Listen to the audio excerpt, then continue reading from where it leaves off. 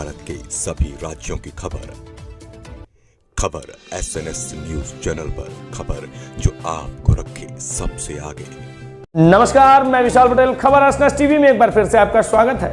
आइए रुक करते हैं कुछ खास खबरों की ओर और दिखाते हैं खबर SNS टीवी की यह खास रिपोर्ट।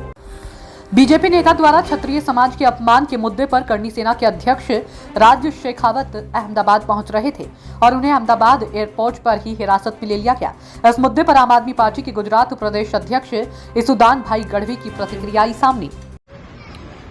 जे रीते क्षत्रिय समाजनी लागणी દુભાણીને ક્ષત્રિય સમાજના આગેવાનો સાથે જે ભાજપ વ્યવહાર કરી રહી છે, જાણે આતંકવાદીઓ એવો વ્યવહાર કરી રહી છે। આજે તમે જુઓ, રાજ શેખાવતજી અમદાવાદ એરપોર્ટ ઉપર આવ્યા અને ભાજપ, જ્યાં સુધી રાજ શેખાવતજી ભાજપમાં હતા અને ભાજપ માટે પ્રચાર કરતા હતા ત્યાં સુધી ભાજપને વાલું લાગ્યું, પણ જ્યારે એમણે એક સમાજ માટે, ક્ષત્રિય સમાજની માતા દીકરીઓ ઉપર જ્યારે ટિપ્પણી થઈ ભાજપના નેતાઓ દ્વારા અને એમણે જ્યારે એમનો વિરોધ કર્યો ત્યારે એમની સાથે આતંકવાદી જેવો વ્યવહાર કરવાની જે ભાજપની પદ્ધતિ છે ખૂબ જ નિંદનીય છે। માત્ર અહીંયા જ નહીં, વિવિધ જગ્યાઓ પર ખોટા ખોટા કેસોમાં ક્ષત્રિય સમાજના યુવાનો સાથે કેસ કરવામાં આવી રહ્યા છે। આ ક્યાંની તાનાશાહી છે? તમે વિચાર કરો, કોઈ માતા બેન દીકરીઓ ઉપર કોઈના ઘર ઉપર ટિપ્પણી કરે તો શું એ સમાજ, એ વ્યક્તિ, એ આગેવાન ચૂપ બેસશે અને તમે માફી માંગીને છટકી જવા માંગો છો? આ ભાજપની ક્ષત્રિય સમાજ વિરોધની માનસિકતા દેખાડે છે। તમે બે ઉમેદવારોનો જ્યારે વિરોધ કર્યો પાર્ટીમાં આગેવાનો, તો તમે બે ઉમેદવારો બદલી નાખ્યા, પણ જ્યારે ક્ષત્રિય સમાજ એક ઉમેદવારનો વિરોધ કરે છે તો ક્ષત્રિય સમાજની લાગણી તમને દેખાતી નથી।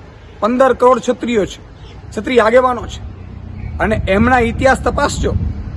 ક્ષત્રિયાણીઓ જ્યારે રાજપૂતો યુદ્ધમાં જતા હતા ને ત્યારે એવું કહેતો હતો એ માતાજીઓએ કે કા મરજે કા મારજે, પીઠનો દેખાડજે લગાડ।